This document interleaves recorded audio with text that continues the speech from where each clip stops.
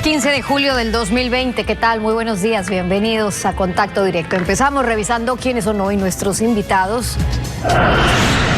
Miguel García, el presidente de la Federación de Servidores Públicos. El carnet de discapacidad habría sido utilizado fraudulentamente por miles de servidores públicos, especialmente en concursos de méritos para nuevas contrataciones o para las indemnizaciones en casos de despidos. Es urgente una auditoría, lo vamos a analizar. También estará con nosotros César Ricaurte, el director de Fundamedios, veedor ciudadano del concurso de frecuencias de radio.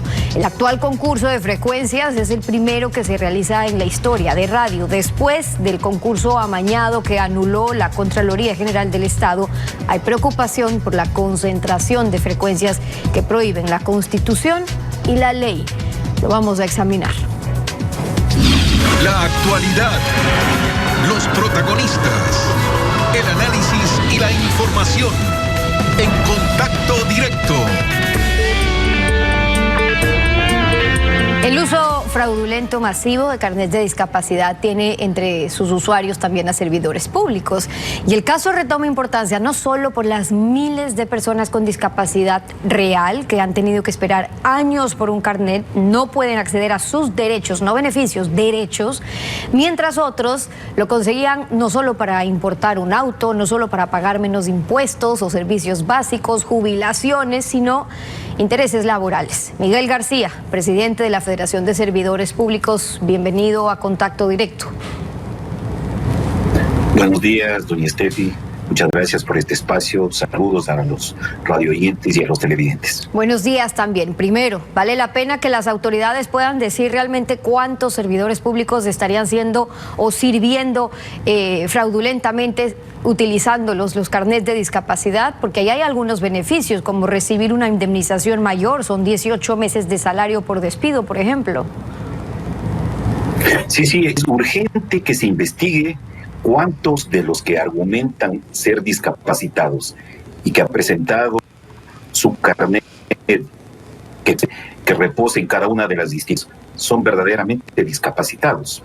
La Ley Orgánica de Discapacidades está vigente desde el 12 de septiembre, del 25 de septiembre del 2012. Antes de ayer, el señor ministro de Salud, que es el órgano rector sobre esta materia, expresó que desde el 2007 se han emitido 385,000 carnets de discapacidad.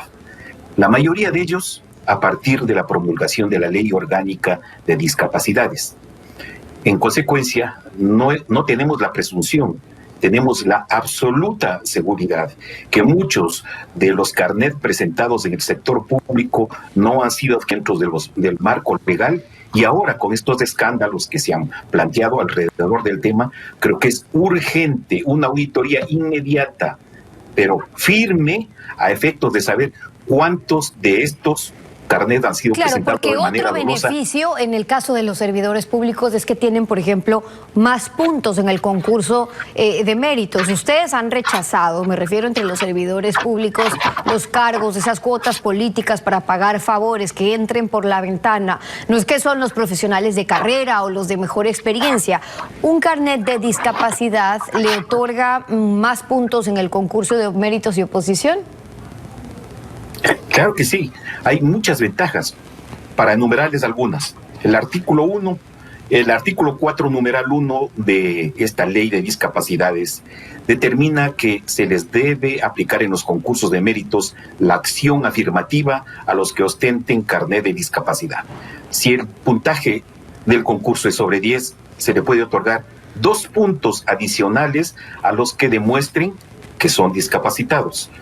Algunos de ellos han ganado concursos con esos puntos adicionales.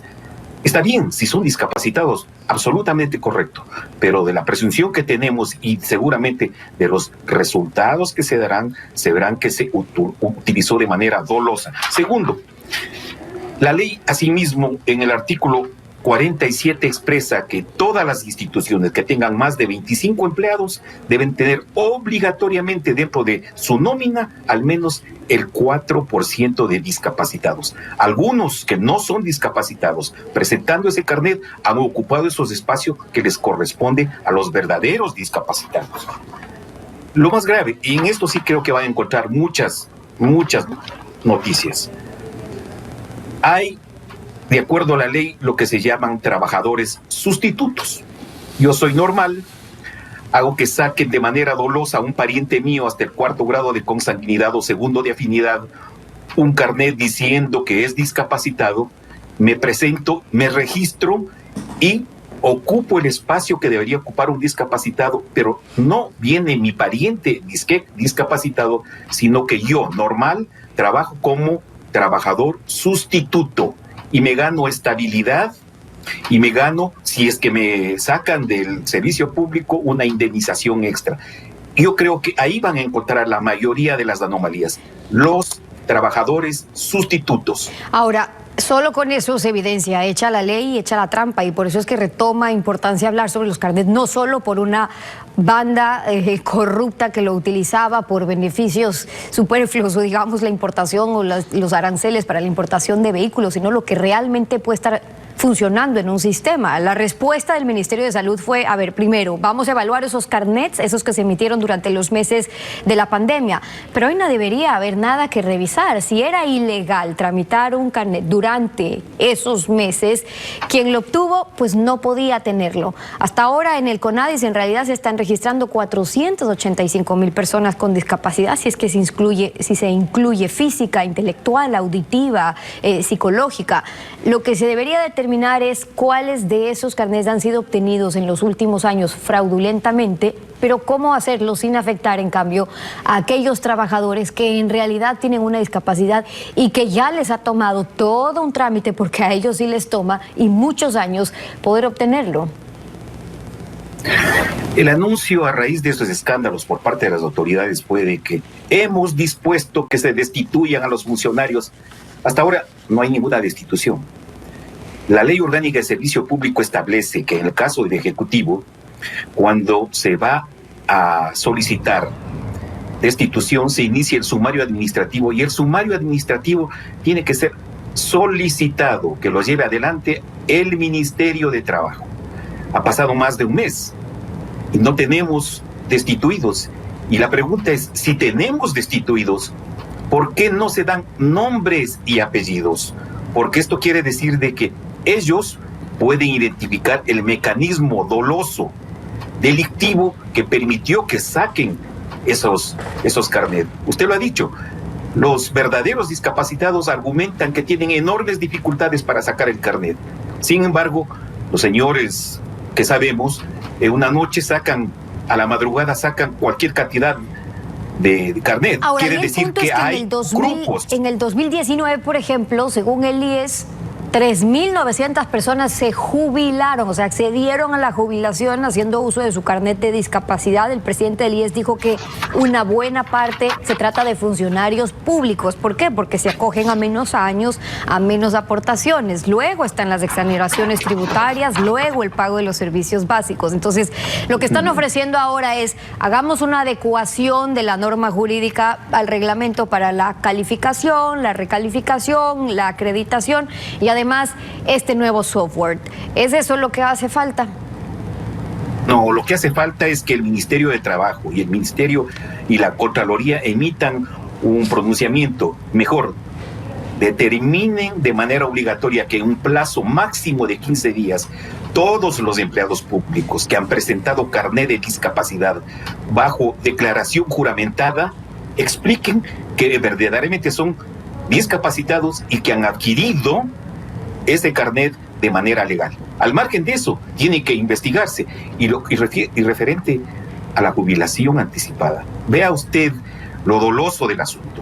Efectivamente, el IES dice que hay mucha gente que se ha jubilado de manera anticipada argumentando jubilación por discapacidad. En términos normales, de acuerdo al artículo 185 de la Ley de Seguridad Social, una persona puede jubilarse cuando haya cumplido 60 años de edad mínimo y tenga 360 imposiciones. Esto es 30 años de haber aportado al seguro. En el caso de una persona que tenga 25 años de aportación, esto es 300 aportaciones, puede jubilarse sin límite de edad. Quiere decir que los aparentes discapacitados podrían jubilarse tranquilamente a los 45 años si han empezado a laborar a los 20.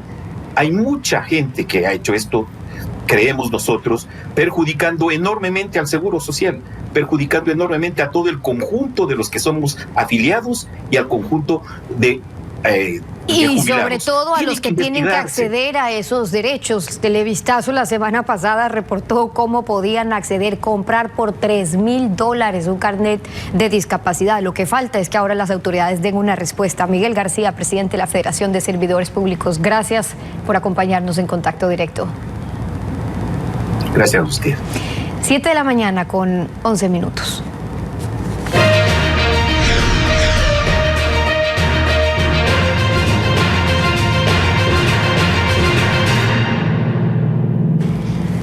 La elección de vicepresidente de la República no puede perder la importancia que tiene, aunque falta menos de un año de gobierno, por el acomodo para la foto de las elecciones generales.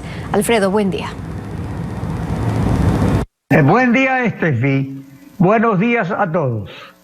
Las agrupaciones políticas, pensando en su imagen frente al electorado, rehuyen la responsabilidad de pronunciarse. Pero sin embargo se pronuncian como gobiernistas al no votar por ningún candidato, aunque traten de guardar las apariencias. La explicación es muy simple. Si en 30 días no escoge la Asamblea, el Ministerio de la Ley designa al primero de la terna. En consecuencia, la actitud olímpica de no votar por nadie equivale a preferir al primero de la terna. Más bien se debería preferir al último. Pues al último solo se hace el honor de nominarlo para que rellene la fórmula. En este caso el tercero o la última es una joven profesional de la generación del milenio que tiene el mérito de no haber colaborado con el gobierno de Rafael Correa y el demérito de casi todo funcionario público de no haber hecho un cambio profundo en la institución a su cargo. La aduana, con sus males crónicos, el contrabando y la defraudación, que dependen de una estructura de años con la vista gorda, de más arriba. Pero tampoco se conoce de denuncias en su contra, lo cual es una rara divisa en época de corrupción generalizada. Si no hay mayoría absoluta, se aplica que no hay pronunciamiento. En consecuencia, mejor es votar para contrariar designios. Al volver estará César Ricaurte, veedor ciudadano del concurso de frecuencias de radio, un concurso que creará precedentes. Ya le contamos por qué.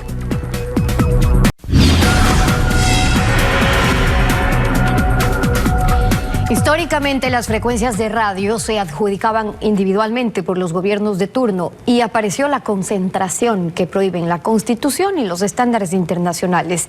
El gobierno de Rafael Correa convocó al primer concurso que terminó anulado por la Contraloría. El actual creará precedentes que se aplicarán en el futuro. César Ricaurte, veedor ciudadano del concurso de frecuencias de radio. Bienvenido a Contacto Directo.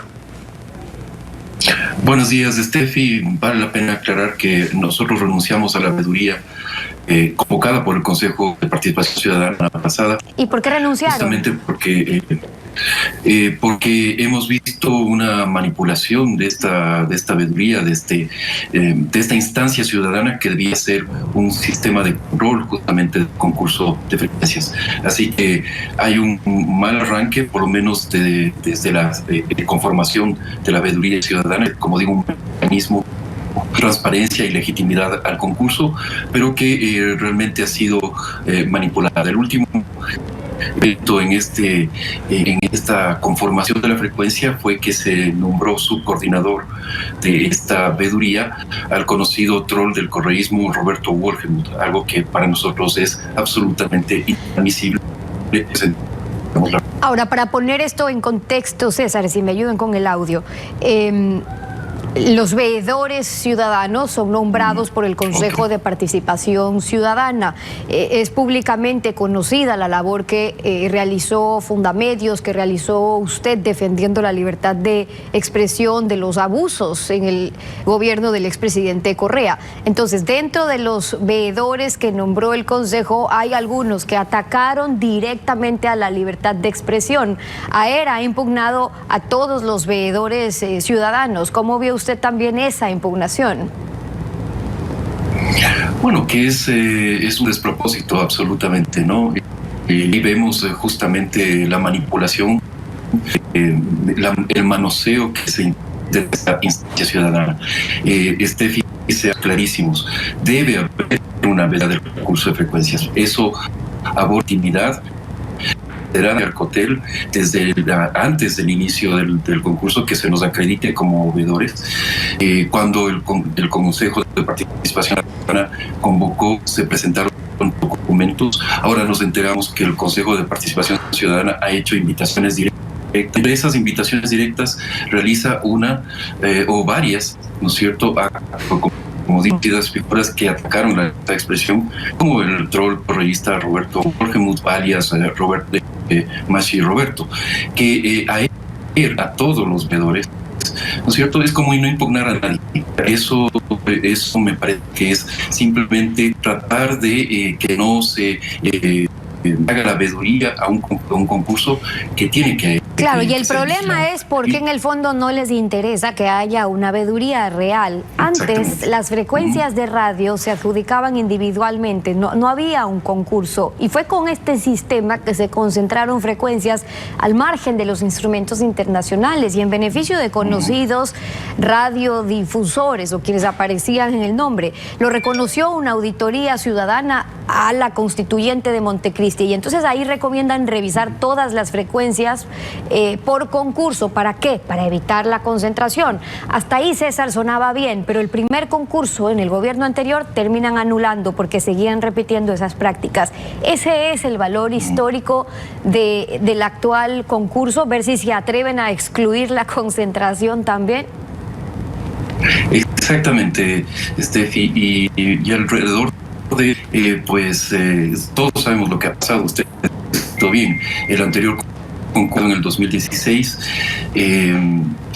termina con una serie de irregularidades. Se detectó denuncia, ¿no es cierto?, públicamente cómo se había conformado un tramado de empresas para repartirse frecuencias en algunos grupos económicos y mediáticos. Al final reconoció estos hechos y anuló el concurso, y le correspondía al gobierno actual convocar a un nuevo concurso de frecuencias. No voy a especular sobre la transparencia o no del concurso, eso lo tendremos que ver. Nosotros vamos a seguir vigilando el concurso fuera del Consejo de Participación Ciudadana y esperamos que Arcotel entregue toda la documentación que se le solicite. Pero lo que sí llama la atención en hechos, no especulaciones, es que el concurso se da en estas situaciones, ¿no? En una situación en la cual tenemos una pandemia, tenemos una severa crisis de los medios de comunicación, que muchas emisoras de radio están cerrando, muchos medios de comunicación están cerrando o despidiendo en el país, producto de esa crisis que tienen los medios de comunicación. Y luego estamos en un año electoral, en apenas el Nacional Electoral. Claro, y ese es el riesgo justamente en un año electoral, que pueda funcionar la espada de Damocles para quienes prefieran o quienes quieran entonces que se queden callados. Pero ahí hay una disyuntiva, estamos hablando de la democratización del espectro radioeléctrico que es de todos los ecuatorianos. Entonces, por un lado está el reconocimiento de antiguos títulos habilitantes porque son antiguos radiodifusores profesionales, pero luego es reconocer títulos de quienes concentran frecuencias. Ustedes, y me refiero desde Fundamedios, en su momento hicieron varios estudios, presentaron informes de cómo una feria de frecuencias permitía a los mismos grupos, incluso camuflados en otros nombres, usando testaferros, acaparar no 3, no 4, 10, 30 más frecuencias. ¿Por qué, si todo esto está denunciado, usted cree que ningún gobierno se atreve a hacer nada sobre eso? Realmente es muy llamativo. O sea, Contraloría ha realizado una serie de observaciones. Arcotel incluso un proceso de reversión de algunas frecuencias. Ese proceso de reversión al final no notificado, ¿no es cierto?, está detenido en la justicia con una serie de de acciones legales, pero al final lo que tenemos es que se sigue manipulando las frecuencias. Y esto es un severo problema para la libertad de expresión del país. En esto tenemos que ser claro. No es un tema particular, no es un tema que solamente atañe o a un empresario de medios de comunicación. Es severamente el estado de la libertad de expresión del país. Y digamos algo más. En este concurrencia, situación que no es la mejor, pero que al mismo tiempo reconocemos que tenía que darse esta formalización del sector, porque hay frecuencias, medios de comunicación que siguen operando con una fragilidad absoluta, con frecuencias que van renovando cada cierto tiempo, extendiendo a la voluntad de las autoridades. Entonces tenía que darse este concurso, tiene que formalizarse el sector, pero hay que reconocer que la situación no es la más favorable.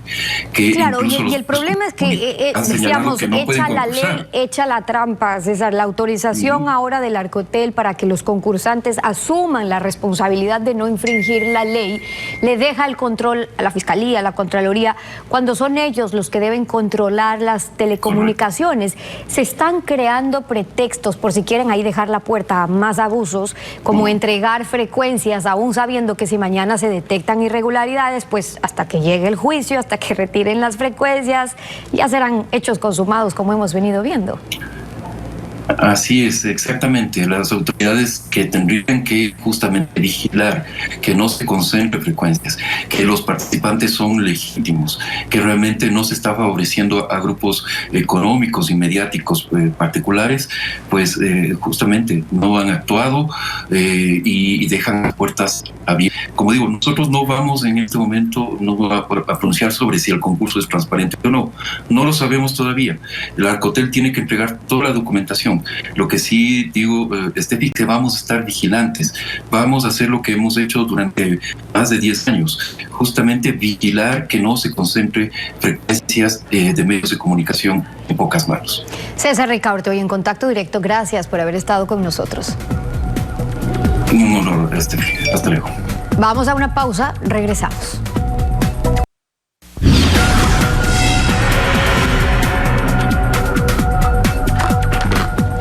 Hasta aquí las entrevistas en Contacto Directo. Ya vienen las noticias en Televistazo en la comunidad. Buenos días.